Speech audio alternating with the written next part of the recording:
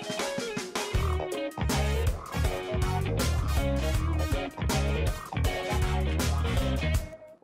up kalian para wibu-bu? Kembali sama gue Rasyam. Sama gue Fadlan. Dan selamat datang di video kali ini. Kali ini adalah hostnya gue. Kali ini gue akan, dan Fadlan sebetulnya, kita akan ngomongin beberapa anime underrated yang mungkin, ya menurut kita sih lebih tepatnya, menurut kita underrated gitu. Dan mungkin kita akan rekomendasi ke kalian. Tapi sebelum kita mulai mungkin gue akan agak out of topic dulu.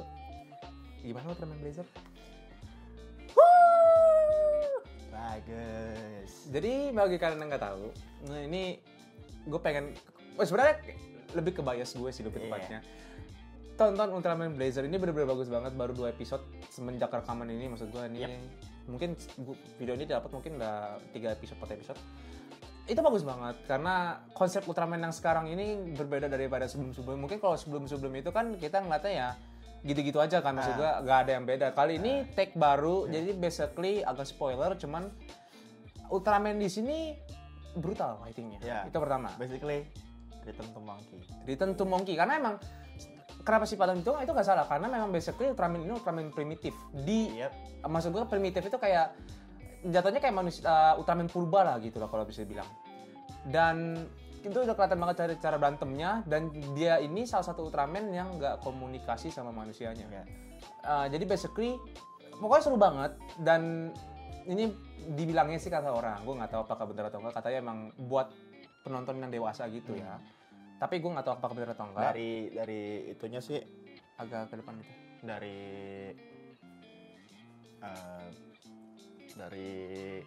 Dari directionnya, dari segala macam, dari musik, dari gerakan, dari voice actor, dari castingnya, sama set piece-nya emang udah kelihatan, udah kayak ini kita bakal agak serius. Iya, jadi nggak kayak yang biasa-biasanya gitu. Mungkin ada beberapa komedi, tapi yang gue udah nonton episode 2-nya, Spider-Man belum, cuman gue liatin episode 1 dong tadi.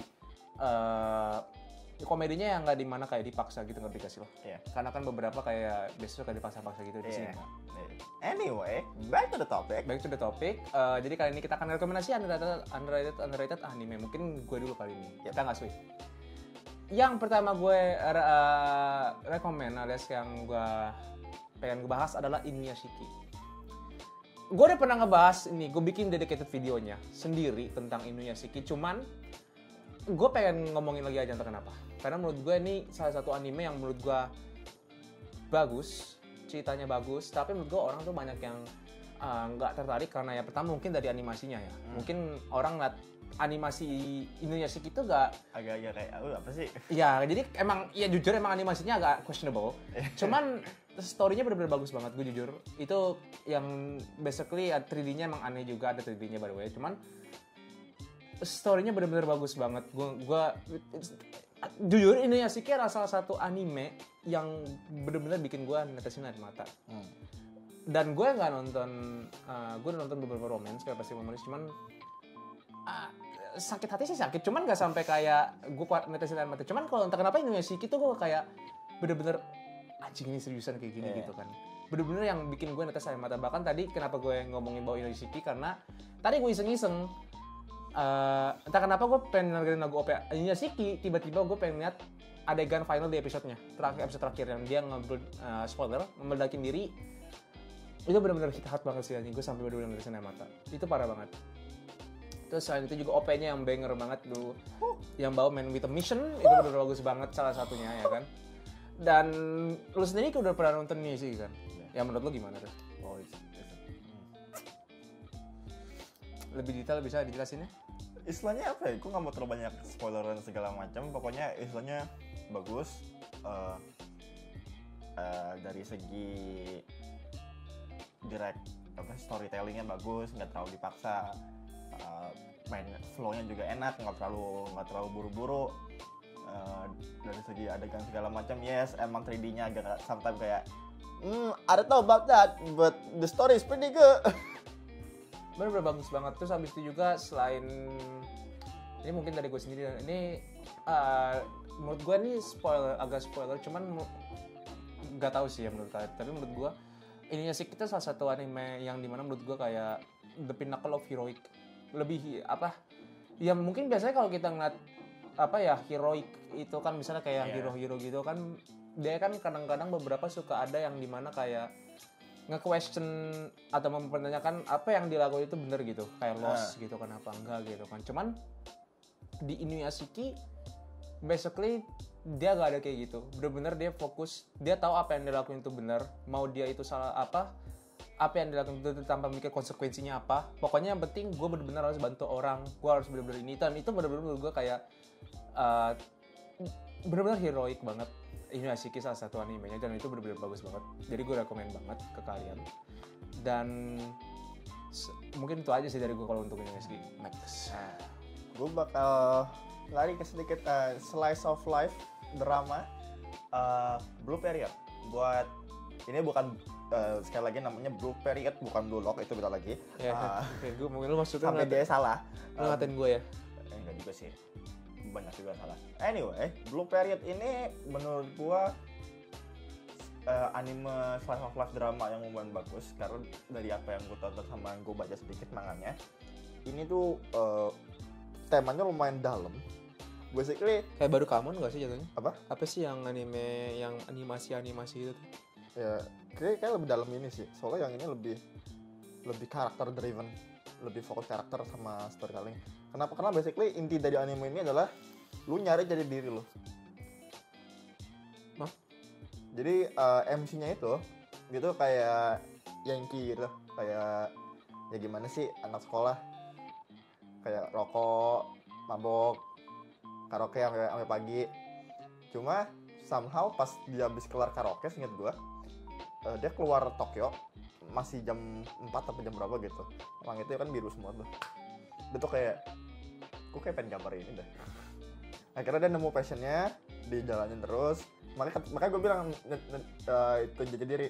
Pokoknya ini bagus banget deh buat orang-orang yang pengen lihat storytelling drama sama Sang Okla. Terus ada kayak sedikit gambarnya dikit kayak artsy gitu. Ini gue saranin banget. Terus kalau misalkan lo pengen, plus baca manganya karena ini bagus banget. Gue nggak bohong. Terus ya desain karakternya nggak ada yang ngeselin segala macem. Pokoknya bagus banget. Pokoknya intinya ini slice of life drama bagus. Silahkan ditonton. Next. Oke, yang kedua ya. Yang kedua mungkin gue ngerekomen anime mecha. Lu juga kan kalau nggak salah. Gue anime mechanya ini yang bernama Cross Angel. Gue duluan yang dapet, bukan Padlan. Tadi dia nggak kepikiran, gue yang kepikiran dapet Cross Angel. Nah, jadi basically Cross Angel ini ceritanya tuh basically kayak Zero to Hero, bisa dibilang nggak sih? Ya, sure.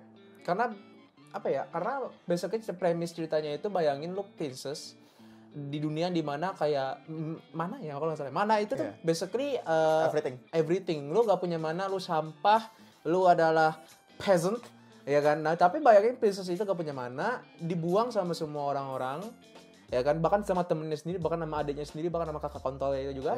Dan lu dibuang ke salah satu tempat yang dimana basically di situ semua orang gak bisa pakai mana, dan mereka bertahan hidup dengan cara apa? Ngelawan dragon ya, dan naga-naganya juga di sini.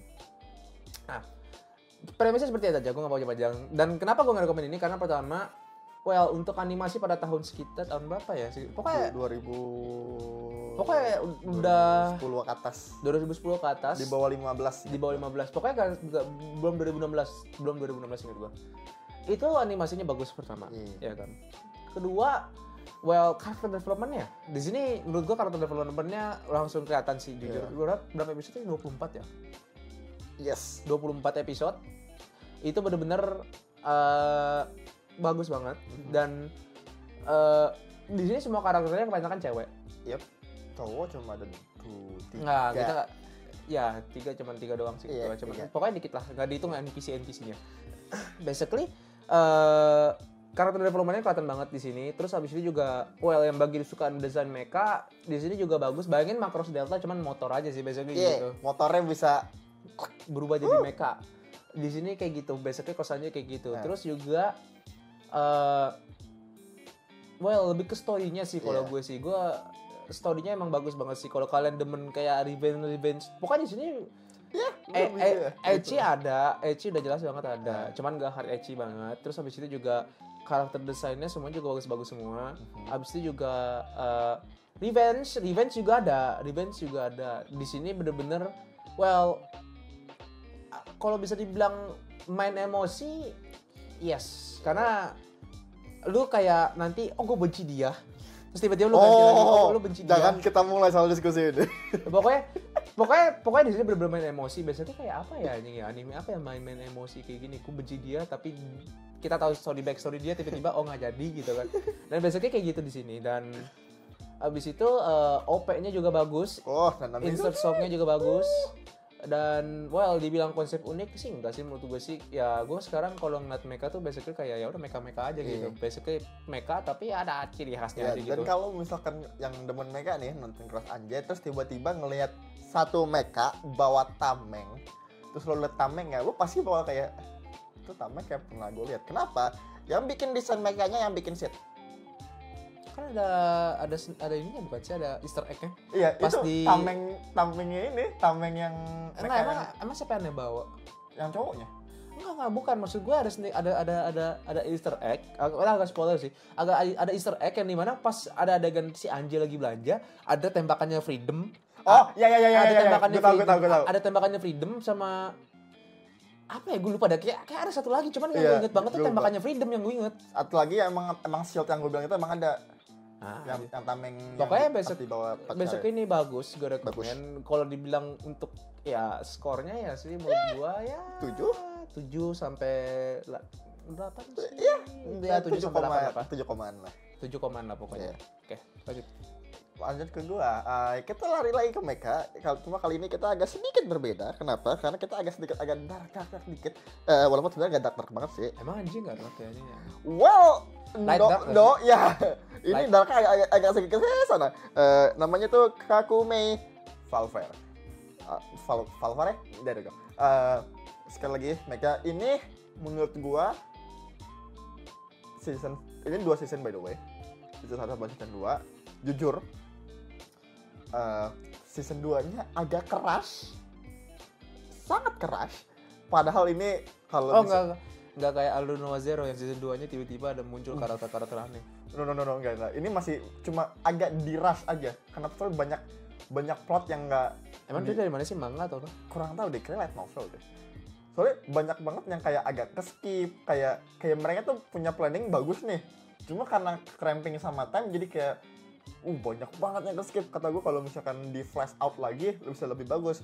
Terus dari desain mekanya juga lumayan unik. Cara mekanya kerja aja bikin Paolo pusing. Kenapa? Karena kan kalau meka biasa kan pasti pakai bensin atau apa gitu kan. Atau kayak energi. Iya, energi something gitu kan. Kalau ini enggak, ini pakai mesinnya ada, cuma bisa overheat. Jadi setiap robot itu kalau misalkan itu overheat, diem. Udah basically. Masalahnya terus juga sampai MC-nya mikir, oke, gini aja. Kita bikin equipment, taruh di tangan. Jadi kalau misalkan udah kepanasan, pindahin ke tangannya, terus buang. Terus juga OP-nya bagus. Nana Mizuki ada di sini lagi, yay. Terus juga mekanya bagus, walaupun CGI-nya sometimes suka agak actionnya bagus, story-nya bagus. Kayak lagi gue bilang tadi, season 1 sih bagus, season 2 agak crash tapi masih bagus. Terus insert bagus, fight-nya bagus, karakter development-nya bagus. Tapi di season 2 ada yang beberapa yang crash. Ya sekali lagi gue bilang season 2-nya emang di rushing banget. Dan endingnya lumayan shock menurut gue. Terus apa lagi yang bisa gue bahas ini? Kalau kalian nanya gue diem karena gue gak nonton anime ini. Iya, sama Get Ready aja sometimes anime ini bakal bawa topik yang kayak wow, kenapa tiba-tiba kita lari ke sini? Oh ya, by the way mereka vampir. Next. Oh, emang iya. gue taunya ada yang ngewe, inget gue tuh itu. Iya, emang ada. Ada yang tiba-tiba nyerang cewek di deket kuil. Iya, emang. Ya kan? Iya, gue tahu. Terus habis itu lakinya ditembak, inget gue itu ada beberapa adegan itu yang gue inget doang ya. Mereka vampir, gue gak bohong. Emang vampir cuma punya sedikit kayak Cruel Tempest. Hah? Cruel Tempest? No, ini lebih aneh. Warrior Serap kan udah itu gak sih menurut gue, agak topik sih, cuman ya emang iya ya. Kayaknya menurut gue orang kalau misalnya terutama cewek sih menurut gue sih, apa namanya, kayak kalau misalnya nonton anime kayak beberapa udah masuk ke dunia anime tuh kayak yang diincar pasti kan cowok-cowok ganteng kan anime. Iya, but still anaknya tuh ya is pretty down there.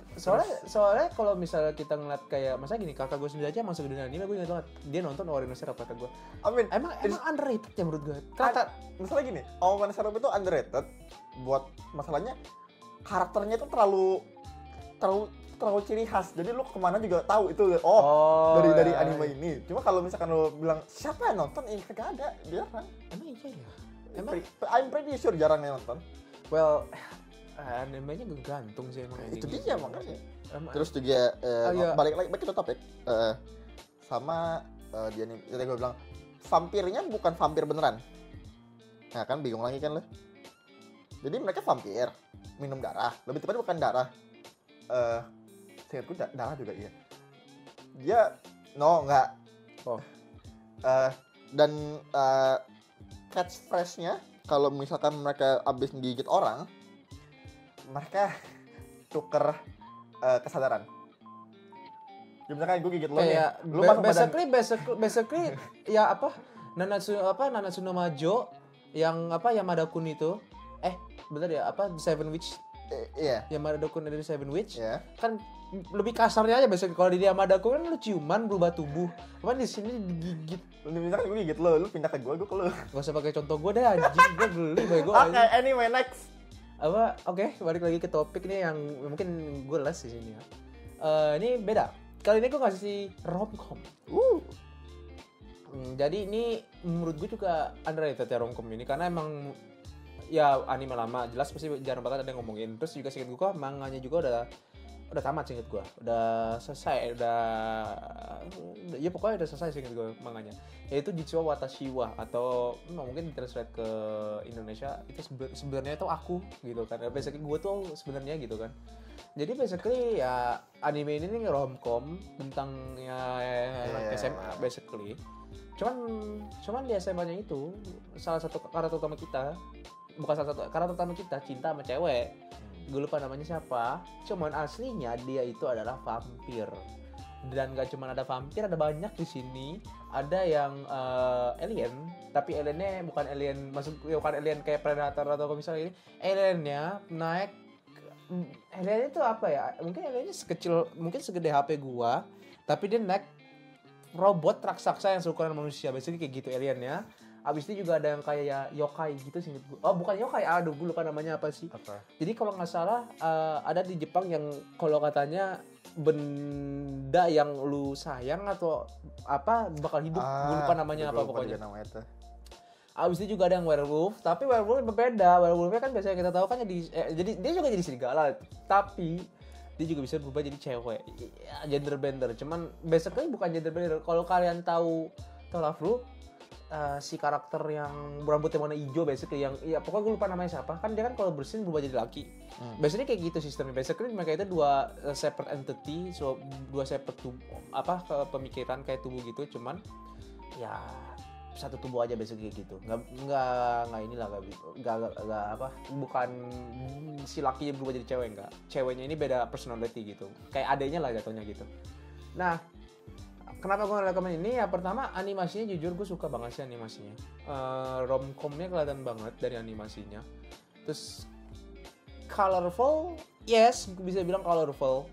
Dan habis itu juga untuk story-nya sih menurut gue sih nggak di-rush sih. Menurut gue story-nya enak banget untuk ditonton. Terus habis itu juga karakter development emang ada ya di sini? Kayaknya nggak ada dah. Nggak ada sih kayaknya sih, nggak ada karakter development. Cuman OP-nya banger banget sih, gue demen banget. Jitsuwa Watashi wa OP-nya enak banget. Terus habis itu ya apa ya, komedinya juga oke. Gue jujur sih, gue kalau untuk kayak romcom gini gue bingung kenapa apa aja sih yang mencolok gitu loh. Karena emang namanya juga romcom gitu. Basically lo apa yang lo expect gitu kan. Animasinya oke gitu. Gue cuma bisa ngomong itu doang basically kan. Cuman mungkin itu saja untuk dari Jitsuwa Watashi wa. Cuman emang tetap gue rekomen juga, itu bagus banget sih, anime underrated juga. Dan mungkin agak out of topic ya. Bukan out of topic, maksud gue kayak agak di luar list. Gue cuma pengen mention aja. mungkin bagi kalian yang demen shoujo ya, gue nonton shoujo pernah. Kami-sama Hajime Master, lu tau gak sih? Itu ya basically shoujo apa lagi? Iya. Mata gede, cowok-cowoknya pada ganteng gitu kan. Kenapa gue mention ya anjing ya? Pokoknya itu salah satu anime shoujo pertama yang gue tonton. I mean, it's not bad. Enggak buruk sih. Itu bagus sih. Dan apa ya, selain Kami-sama Hajime Master mungkin kayak cowok Met sama. Tapi gue nggak, masalah gini, kayak cowok Met sama emang underrated ya pertanyaan gue. Wow. Mungkin kalau misalnya wibu-wibu zaman kayak mungkin yang veteran atau kayak kita tahun 2000-an mungkin masih tahu kayak cowok Met sama. Cuman menurut gue kalau yang sekarang emang ada ya. Menurut gue jarang. Itu salah satu, kalau gue nggak bisa bilang kayak ya, dibilang golden age ya sih, soalnya menurut gue kayak cowok Met sama itu bener-bener bagus ya anjing. Itu shoujo gak sih jatuh? I guess shoujo ya. Masalahnya animasinya kan kayak shoujo gak sih anjing? Iya. Ya lanjut. Oke, lanjut ke gua. Kita masuk yang ini emang beneran underrated banget karena nggak ada yang pernah ngomongin. Judulnya Grand Crescenki. Basically fantasi, bukan isekai, fantasi aja. Dimana semua nationnya itu punya kayak power, basically kayak crash, makanya ada Grand Crash. Dimana setiap orang itu powernya beda-beda, dan ini juga udah lumayan lama, gue jadi juga lupa powernya apaan. Pokoknya MC-nya punya di tangan, terus ada juga cewek yang punya kayak holy grail gitu. Actionnya bagus, story-nya bagus. Ini sebenarnya anime, ini potensinya bagus. Masalahnya gak ada lanjutannya. Terus juga story-nya bagus, karakter development-nya juga lumayan, OP-nya bagus, insertionnya bagus. Pokoknya ini gue rekomendasiin, pokoknya demen fantasi. Ini kayak Apa? Nggak.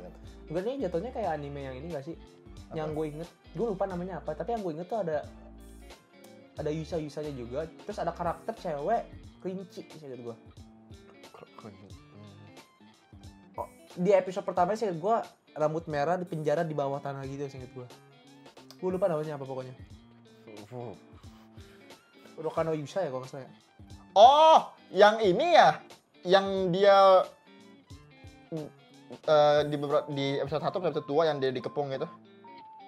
Kalau nggak salah ya. Iya, yang itu dia. Itu kan contohnya juga jarang ada yang ngomongin nggak sih anjing? Itu juga lumayan itu sih. Oke, lanjut ke sini. Terus juga di sini chemistry-nya bagus banget dari karakter ke karakter. Terus ada sedikit politiknya dikit, inget gua. Pokoknya yang demen fantasi politik, sedikit action, banyak actionnya, gua rekomendasiin ini. Soalnya sekali lagi gua bilang ini potensinya bagus, cuma nggak diterusin. Next. Udah, aku udah habis. Oh, lo udah habis. Oke, lanjut ke bagian terakhir gua. Oke, ini out of nowhere kita masuk ke teritori gua. Jadi gue diem aja lah. Dia tahu apa yang mau gue bahas, bukan yang itu, tapi yang satunya lagi. Gue bakal ngasih rekomendasi buat orang yang tua, pasti tahu nama ini. Buat orang yang baru masuk anime beberapa tahun ini, mungkin pernah denger namanya, atau mungkin juga enggak. Ini adalah nenek moyangnya Madoka Magica. Namanya Mahou Shoujo Eureka Konoha. Kenapa gue bilang nenek moyangnya? Karena emang nenek moyangnya. Ini anime magical girl. Salah satu. Gue nyambungnya, lu pengen ngejelasin Fanger pakai ada kayak gitu gue. Mau jelasin apa? Menjelasin Fanger tuh kira. Enggak. Kenapa gue bilang nenek moyang? Karena ini magical girl yang pertama kali enggak sunshine and rainbow. Ini mechanical to the T. Semua equipmentnya mekanik. Kata gua, this is cool. Dari senjata, dari armor, dari lasernya, laser kan Magica kan suka ada laser tuh. Lasernya tuh pakai peluru shotgun.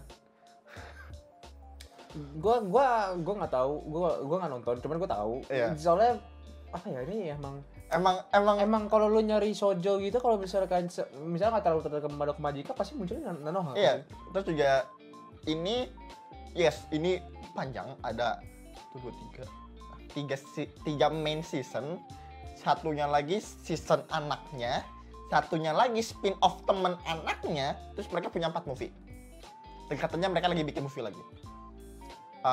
Dan tenang, ini worth it. Lu nonton ini, kalau misalkan emang lo nonton aja season 1, atau mungkin nonton movie-nya, 4 movie pertama, abis itu nonton season 3. Emang nyambung? Enggak. Makanya gue suruh nonton movie-nya aja. Karena movie-nya kan udah disingkat juga. Jadi Di recap. Iya, di recap season 1 sama season 2 nya di recap jadi movie 1, movie 2, movie 3, movie 4 itu beda story. Lebih itu kalau misalkan udah nonton season 3 sama season 4. Iya. Karena jujur, terlebih itu nonton Vivid Strike. Kalau itu masih nyambung. Apa? Vivid Strike emang nyambung mana? Ya. Emang ya? Iya, kan di Vivid Strike ada tuh anak yang matanya beda sebelah. Itu anak angkatnya Nanoha. Baru tahu gue. Makanya kan nama judul panjang kan Mahou Shoujo Lolika Nanoha Vivid Strike. Oh. Terjawab kan. Gua kalau ngomongin Mahou Shoujo apa yang gue tonton ya? Mahou Shoujo saya. Iya, itu coba. Gue bagi kalian yang nggak tahu, ini lu udahan kan atau belum? Udah. Bagi kalian yang nggak tahu, di zaman 2016-2017 ada anime namanya Mahou Shoujo Side. Itu is Dark Castle. Itu udah Dark Castle itu. Itu basically kayak apa ya? Kayak bayangin dark web tapi lu bisa jadi Mahou Shoujo dan basically ya lu ngebunuh orang gitu basically. Itu benar-benar dark banget sih, inget banget gue itu pas keluar kayak what the hell.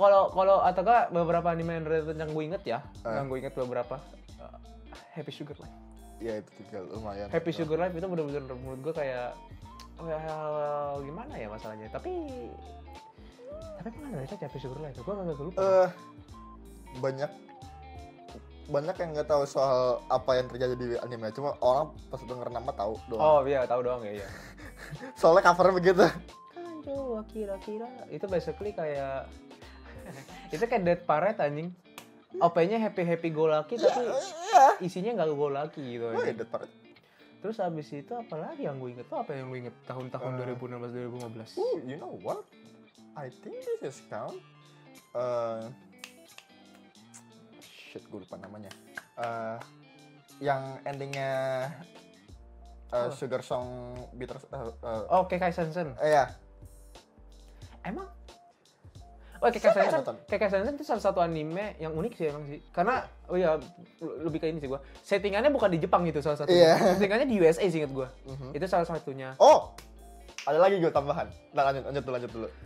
Kekai Sensen itu salah satu anime yang menurut gue unik banget konsepnya. Selain tadi gue bilang di USA, animasinya bagus. Terus juga karakter utamanya tuh gini, dia tuh OP, tapi bukan OP yang bukan kita lihat kayak sekarang kuat melawan apa enggak, tapi dia OP dengan skill matanya. Bukan kayak dia tonjokannya kuat lah atau dia bisa ngancurin bumi lah atau apa enggak. Basically dia bener-bener supportive. Jatuhnya kayak ya kalau misalnya di MMORPG atau apa dia itu type sport. Gitu. Basically kayak gitu. Itu bagus banget. Terus juga OP-nya banger. Abis itu juga endingnya juga bagus banget. Itu mana endingnya yang terkenal menurut gue. Iya, endingnya terkenal bukan OP-nya. Endingnya terkenal banget. Abis itu juga selain itu juga kayak karakternya unik-unik sih menurut gue sih. Itu story-nya juga bener-bener bagus banget gitu. Itu dan pokoknya bagus banget lah basically. Itu gue rekomend juga salah satunya. Nih gue kasih 2. Tapi nggak terlalu gue bahas banget. Yang pertama tonton Rei Hamatora. Hamatora. Oh, yang lu itu waktu itu ya. Hamatora sama Rei Hamatora itu season 1 sama season 2 itu bagus. Itu menurut gue lumayan bagus, potensinya ada, cuma karena sih gue budget mereka pas bikin itu lumayan kecil jadi agak kayak animasinya agak tapi bagus. Sama ada anime buat game namanya Divine Gate. Aku nggak tahu kalau itu. Iya, lo nggak bakal tahu, cuma gue doang tahu karena nggak nonton. Ini premisnya gak beda jauh sama basically di mana lu punya banyak orang yang punya power magic dan entah kenapa ceritanya gue merasa guilty crown. Oh, nggak tahu. Pokoknya Divine Gate ini basically bayangin aja lu punya anak kecil banyak, mereka punya power element, terus ada kayak peri-perinya gitu, walaupun sebenarnya nggak peri juga sih, kayak magical spirit. Terus story-nya Guilty Crown, rasanya Guilty Crown banget. Makanya kalau misalkan lu demen action yang ada magic terus settingannya modern, rasanya agak kayak Guilty Crown, tapi somehow nggak terlalu bagus juga, tapi lebih bagus daripada Guilty Crown. Lu mau ngomongin apa sih? Langsung aja sih, terang anjing. Ya, pokoknya lumayan bagus di atas Guilty Crown lah kalau misalkan nanya gue. Anyway, kayaknya udah itu dari gue. Oke sih, kayaknya itu juga dari gua. Dan lu denger nih ada Ada panggilan surga. Ya. Jadi mungkin itu saja dari gua dan Fadlan kali ini. Dan kalau kalian punya, misalnya kalian punya opini kalian tentang underrated anime, komen di bawah. Nanti gua sama Fadlan mungkin komen-komen. Dan cara kalian bedain komen gua sama Fadlan, Fadlan itu kayak Go to the point sama kayak cewek ngambek biasanya kayak gitu kalau Fadlan ngechat ya tuh.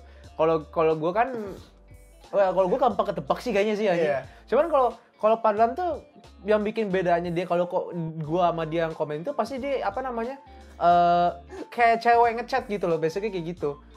Kayak iya, oke. Gua menurut gue nggak kayak gitu kok. Tapi pokoknya to the point sama bener-bener kayak cewek. Kalau padahal bedanya kayak gitu tuh, ya kan. Dan mungkin share lah ke teman-teman kalian gitu kan. Mungkin yang wibu baru dan mungkin penasaran dengan anime-anime yang mungkin udah tua, udah tua gitu kan, ya kan. Dan semakin tua kan semakin isinya kan loli-loli. Kok loli-loli ya anjing agak nih ngomongnya. Enggak salah sih. Slice of life lah, slice of life, kita ngambilnya slice of life gitu kan. Dan ya mungkin jangan lupa like dan subscribe dan share ke teman-teman kalian sekali lagi. Itu saja dari gua. Itu juga dari gua. Sampai jumpa di podcast selanjutnya. Bye bye.